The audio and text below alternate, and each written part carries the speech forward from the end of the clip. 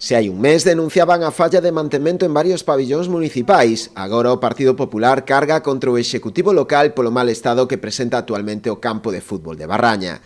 A situación obrigou ao Club Deportivo Boiro a ter que cambiar de emprazamento para a disputa do seu último partido ligueiro. Hoxe vimos a denunciar o problema que hai no campo de fútbol de Barraña. O pasado domingo o Club Deportivo Boiro tuvo que xogar o seu partido de Liga no campo de Vista Alegre porque as obras de mantenimento, non obras, non, os servicios de mantenimento do terreno de xogo non se levaron ca premisa que correspondía.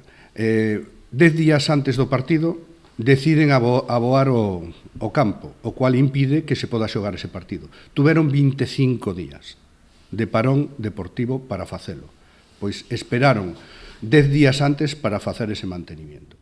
Para o Partido Popular, o Executivo é o verdadeiro culpable desta situación, o que acusa dunha falla de previsión absoluta. É unha falta de previsión total e absoluta.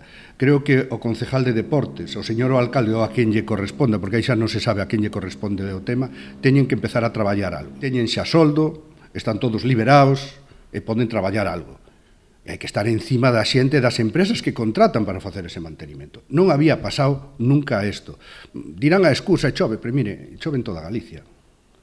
E en outros campos que van a xogar o noso club non ten esos problemas. Os campos poden estar mellor ou peor, lógicamente. Cando máis chove, están algo peor. Pero eso ha pasado toda a vida.